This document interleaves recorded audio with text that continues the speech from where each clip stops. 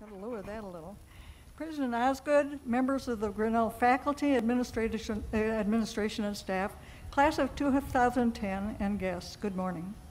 I'm deeply honored to be receiving this degree today. It's probably the result of my community activism, and that came about by accident.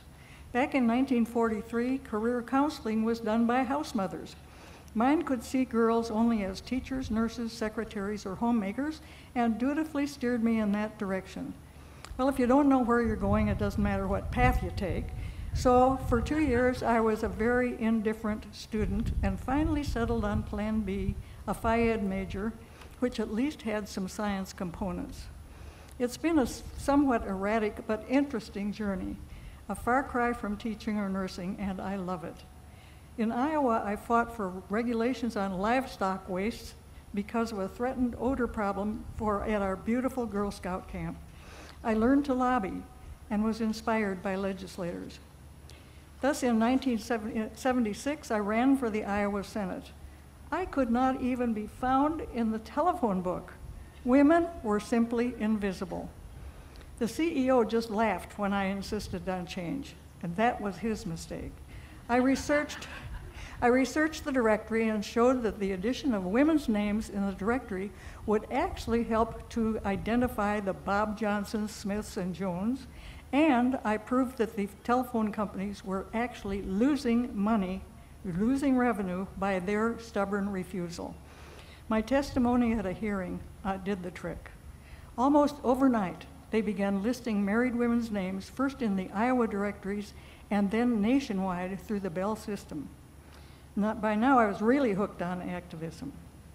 In 1988, based on an Iowa law creating a gender balance on all state boards, councils, commissions, and committees, I founded the National Gender Balance Project. And then, like Johnny Appleseed, I spread the idea to all 50 states, many of which have now passed either mandatory laws or policy statements.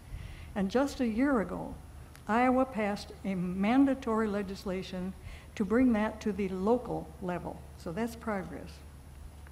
Success does not always come easily. I had fought for fair treatment by financial advisors for 34 years to combat sexism in wills and trusts, which were meant to protect women and wives and daughters, but which had an extremely negative effect in practice. It was finally passed in Congress and signed by President Clinton as part of the Financial Services Act of 1999. It was my speech professor here, Dr. Ryan, in 1943, who has most affected my life as a community activist. Lesson 1, page 1, sentence 1 of the book he wrote reads, "There are 4 parts to a speech: the introduction, the heart, the body, and the conclusion." I'm grateful to him each time I prepare an outline for a presentation, paper, testimony, essay, report, action plan, workshop, or letter to the editor. This is the most valuable organizational tool I have ever found. I was asked back in 1994 what I learned at Grinnell that has been most beneficial to me, personally and professionally. I wrote moral values, social responsibility, community service, respect for cultural diversity, appreciation and enjoyment of the arts, and I wouldn't change one thing if I were asked that today in 2010. Grinnell isn't about getting rich, it is about enrichment. My liberal arts degree has enabled me to lead an exciting life and to make a positive difference in local, national, and even international scheme of things. So my gift to you graduates today is my master list of quotes. Heed it well, and with it, you too can become a community activist. Be prepared. Always have a plan B.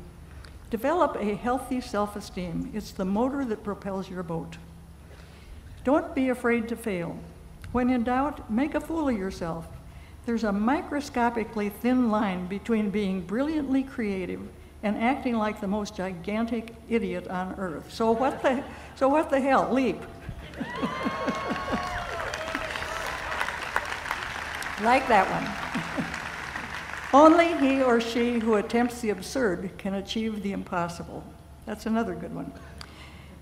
You only need to be 10% better than average to be better than 90% of the people. And there are 4 parts to a speech: the introduction, the heart, the body, and the conclusion. And mind your mom. Always wear clean underwear. You never know when you're going to be in an accident.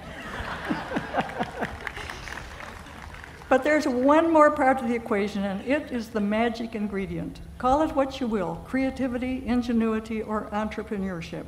This is what you will find in your own life that will cause you to find a need and fill it as only you can do. It may keep you awake at night, but trust me, it's worth it. In a few short minutes, you will be throwing your caps in the air. May I be one of the very first to congratulate you and welcome you into the ranks of the Grinnell alumni. Have a happy, productive journey. Thank you. Thank you.